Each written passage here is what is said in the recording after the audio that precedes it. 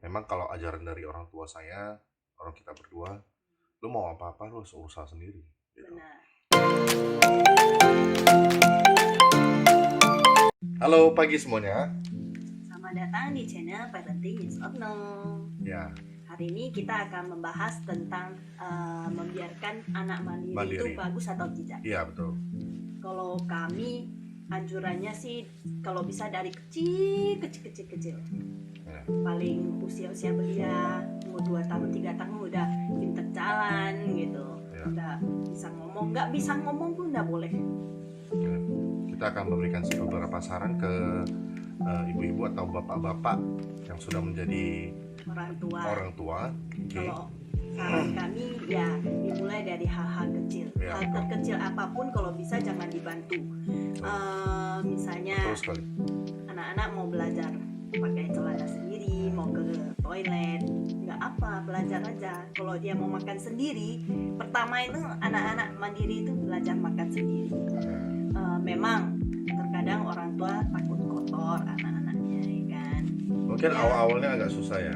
Awal-awalnya agak susah. Memang kita harus benar-benar mendisiplinkan mereka dan konsisten juga kepada mereka bahwasanya yang seperti contohnya Tanggung jawab lah. gini, apabila anak-anak sudah mulai bisa makan sendiri, ya saatnya membersihkan meja, piring kotor dibawa ke betul, belakang. ya.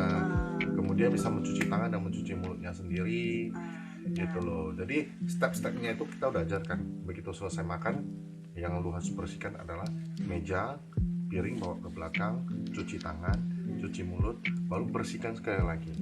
Benar. Biasanya sih begitu kalau ajaran dari kami, gitu loh. Seperti kalau misalnya udah tahap sekolah, kelas-kelas TKB, kami udah suruh mandi sendiri. Ya betul. Mengapa? Dengan memberikan anak mandiri, otomatis ibu-ibu orang tua, bapak-bapak akan teringankan beban-bebannya. Kalau semuanya kita temani, kita bantu, kapan dong anak bisa dewasa? Intinya Kapan kita orang punya tua, tanggung jawab mereka sendiri. intinya kita orang tua harus tegaan ya, itu intinya pertama. Karena kalau lu masih memikirkan, aduh kasihan lah, nanti anak ini nggak bisa lah, nanti piringnya jatuh lah, nanti inilah. Jangan terlalu khawatir. Membuat salah itu tidak apa. Kalau takut piringnya jatuh, bisa dicari solusi piringnya dengan piring yang pasti, linoleum. Ya. Tidak harus piring-piring kaca. Betul. Kita harus mencari solusinya.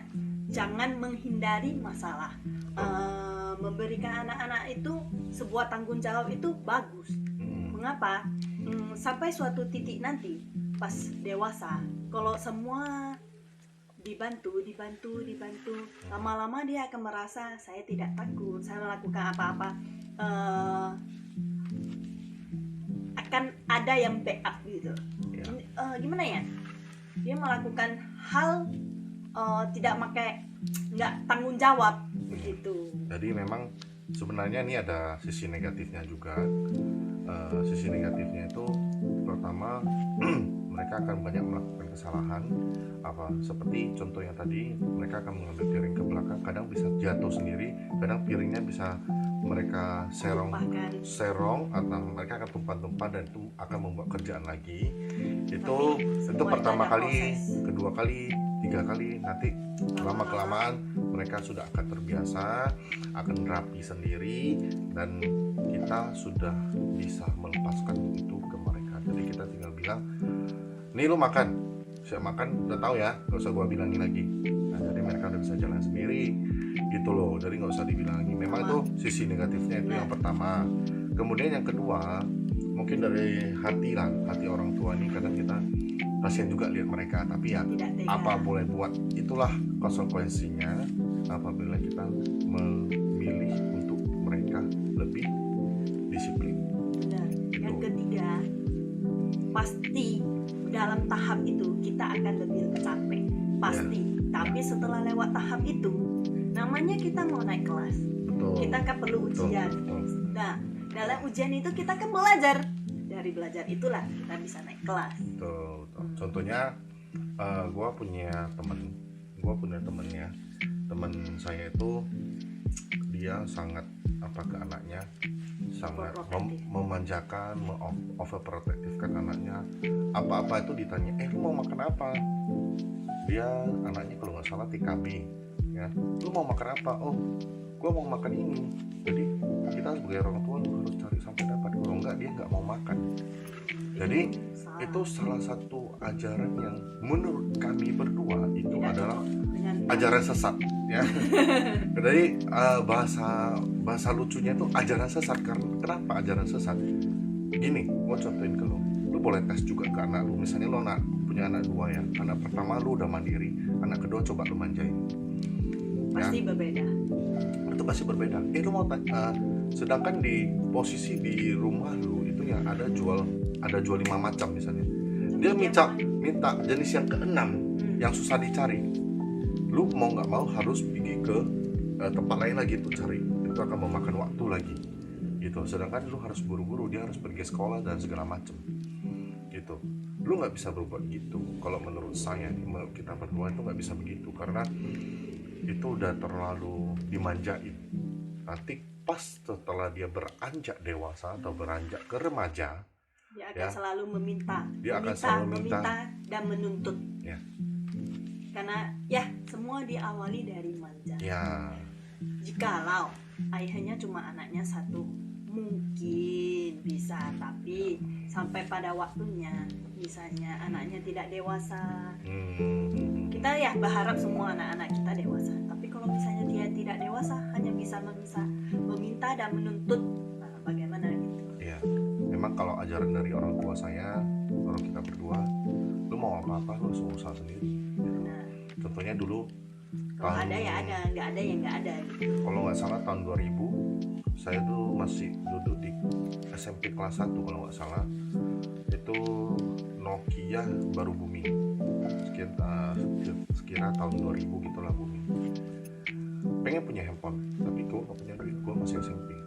Jadi minta sama orang tua nggak kasih karena orang tua cuma bilang gue bisa nyekolahin lu sama kasih lu makan 3 kali sehari, ya itu aja, gue nggak bisa kasih lu lebih gitu. Jadi lu harus gimana? Nah, gue mulai dari SD SMP gue udah muter otak dulu. Gue beli PlayStation 1 itu tahun 98-99. Itu saya beli sendiri, itu 1.250.000 saya masih ingat. Jadi ajaran bapak saya itu, bapak nggak punya duit, bapak bisa kasih lu sekolah sama lu makan 3 kali dalam 1 hari. Jadi gimana? Jadi kita ada Imlek, kita ada dapat angpau. Jadi gue kumpulin itu dari tahun 96 atau 97 saya udah ngumpulin. Di tahun 98, 99 saya udah beli 1.250.000 gitu loh. Jadi hikmah yang kita ambil itu apa? Lu mau sesuatu itu lu harus mikir planningnya gimana. Oke, lu harus bisa susun rencana, planning, dan lu harus bisa manage. Itulah intinya. Nasihat orang zaman dahulu ya.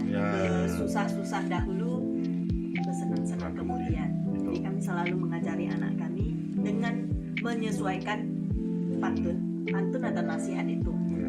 Kalau gua sekarang bilang ke teman-teman semuanya, anak saya yang TKB yang cowok itu udah bisa nyapu. Pasti lu pada nggak percaya, ya mungkin tuh nyapunya nggak 100% bisa nyapu gitu, nggak?